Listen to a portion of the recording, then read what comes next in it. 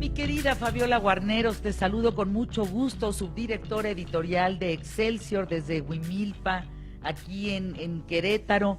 Bien contenta de estar contigo y un tema muy importante, el Black Power desde CU del 68 para el mundo. A ver, cuéntanos, por favor. Hola Fer, ¿qué tal? Buenas tardes a ti y a todo tu auditorio, un saludo muy fuerte. Y sí, fíjense que hoy 16 de octubre, se conmemora este movimiento antirracismo que se llamó, muy conocido como el Black Power. Ahora ya lo ponen como Power señal, ¿no? Como la señal que se hizo.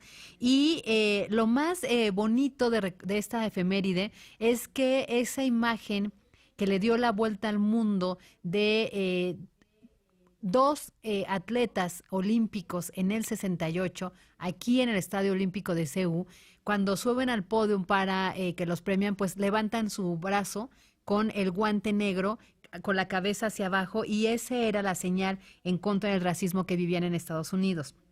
Pero les quería platicar eso, que los Juegos Olímpicos de México 68, que estamos conmemorando 50 años, empezó esto el 12 de octubre y todo el festejo, toda la festividad que fue lo que duraron los Juegos, termina el 27 de octubre, pues estuvieron marcados por récords deportivos, se rompieron 22 en atletismo, por hechos inéditos que sacudirán la historia de México y del mundo, como se conocía hasta entonces, por ejemplo, en la tecnología, en la equidad de género, en geopolítica y en derechos humanos. Miren, fueron los primeros juegos en transmitirse por televisión a todo el planeta.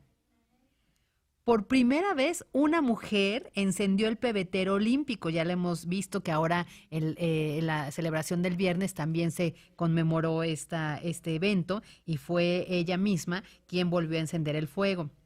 Luego, Alemania participó con dos representantes de la conocida RDA y de la RFA. Recuerden que estaba todavía terminando pues de acomodarse de los efectos de la Segunda Guerra Mundial y sus acomodos políticos internos. Y Sudáfrica fue excluida de los Juegos. Hubo un desafiante rechazo al racismo en Estados Unidos, que fue esto, los puños enguantados de negro y en alto de atletas arriba del podio de premiación. Y se viralizó, voy a usar este término de ahora, pero en ese entonces no había redes sociales, ni Twitter, ni Facebook, ni Instagram, ni Snapchat, ni nada de eso para volver esta imagen en el mundo, ¿no? Entonces se convirtió en un símbolo global que va a seguir vigente. Por ejemplo, la Olimpiada fue sui generis debido a la convulsión política que desató el movimiento estudiantil en México. Recuerden, veníamos de ese episodio sangriento del 2 de octubre en Tlatelolco. También había Guerra Fría, eran los efectos de la Guerra Fría que calentaban al mundo y de la Guerra de Vietnam que estaba en pleno apogeo.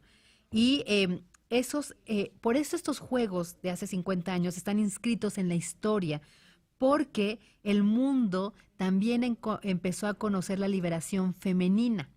Y dos datos importantes, la gimnasta Vera Kaslavashka y Joseph Odolzil, no pronuncio bien el ruso, saltaron del escenario del deportivo para casarse, adivinen en dónde. ¿En dónde? En la Catedral Metropolitana de la Ciudad de México, mi querida Fer. Llegaron acá, la vieron, ellos ¿Cómo estaban enamorados y crees? se casaron aquí. Bueno, increíble que hayan elegido la catedral. Qué buen gusto. Es la más hermosa del mundo, ¿sí o no? Pues sí.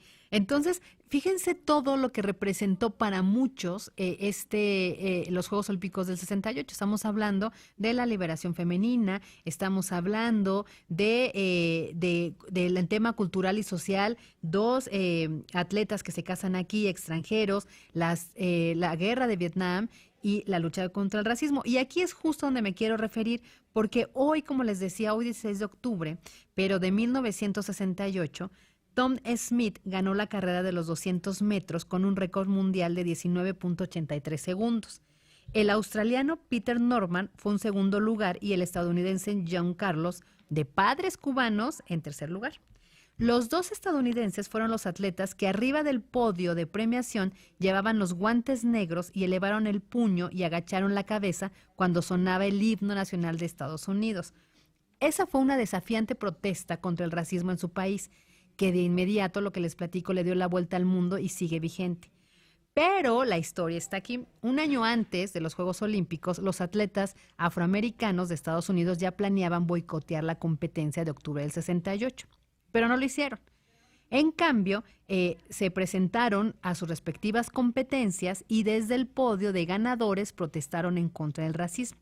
Es decir, en lugar de boicotear, decidieron participar porque confiaban en la vocación respetuosa de los derechos humanos de México, a pesar de lo sucedido en Tlatelolco.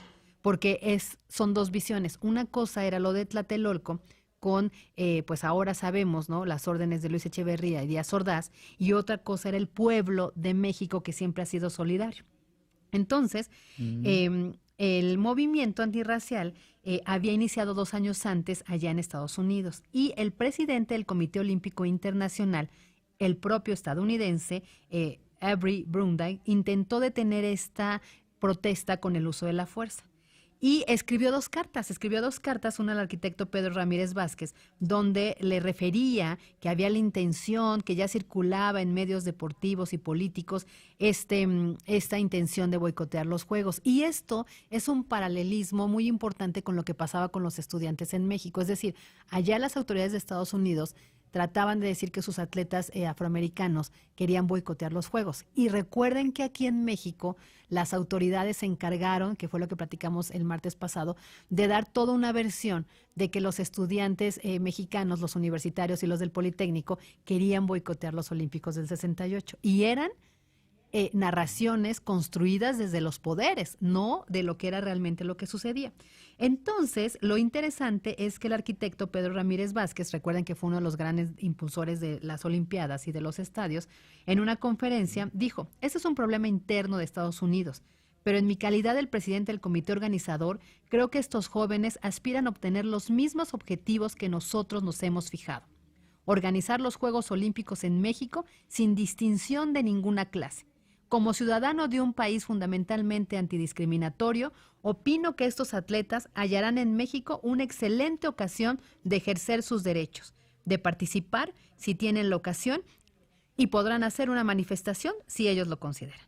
Bueno, pero el 31 de julio de 1968, también el presidente del Comité Olímpico Internacional le escribió una carta al presidente de la Federación de Estados Unidos, a Douglas Ferguson Robbie, pero a él le giró instrucciones para que el comité organizador evitara a cualquier costo las protestas o las manifestaciones de los afroamericanos y que incluso podía utilizar la fuerza para impedir, porque México no podía poner en descrédito o en duda esta organización de los Juegos Olímpicos, y Estados Unidos no iba a permitir una subordinación de ese sentido. ¿Y qué creen que pasó? Que los atletas, después de subir al podio, de alzar el puño, fueron expulsados de la Villa Olímpica, ¿no? Ferguson Me Robbie. recordaste como, me recordaste como lo reciente que se hincaban para el tema del himno, ¿no? Exactamente. Mientras escuchaban el himno. Exactamente, que es en Estados Unidos. Es una protesta actual con los de fútbol americano, y que Donald Trump incluso los ha denostado y los ha intentó en algunos principios decir que se tenían que retirar del juego o que no se permitiera. Pues así prácticamente pasó con ellos. Ellos después fueron expulsados por el representante del Comité Olímpico de Estados Unidos y los expulsaron de nuestra Villa Olímpica. Pero la imagen fotográfica, la expresión antirracial ya le había dado la vuelta al mundo, mi querida Fer, un día como hoy exactamente. Pues cumplió la instrucción al pie de la letra el Ferguson Robbie, ¿eh? Sí, sí, sí. Al pie de la letra los expulsó, y bueno, pues ahí el famosísimo saludo del Black Power. No sé si ustedes sabían esta historia. Es bien bonito que la hayas recordado, mi querida Fabiola. Y bueno, entendiendo que la reciente manifestación es esta de los jugadores de fútbol americano que el presidente Trump se pone, pero como energúmeno. Ajá. Les dice, la próxima vez que uno de ustedes se hinque, va para afuera, ¿eh? También. Y, y fíjate, Fer, que es importante porque este tema del conflicto antirracial sigue permanente, sigue vigente, no solo en Estados Unidos, sino también en los países de Medio Oriente, aquí mismo. Entonces, qué triste que a 50 años todavía tenemos esos pendientes, ¿no? En este caso, el tema de la discriminación sigue siendo uno de los pendientes en México muy fuertes. Incluso hay que voltear hacia nuestros propios hermanos indígenas, ¿no? O que hemos abandonado, o las mismas personas con discapacidad que no entran en la inclusión. Es decir, son temas que hoy nos invitan a reflexionar en todos estos asuntos, mi querida Fer, en tu periodismo de vida. Eres un encanto. Te mando un abrazo desde Querétaro, mi querida Fabiola. Huimilpan, que nos recibe con un panquecito de elote tan bueno, tan bueno.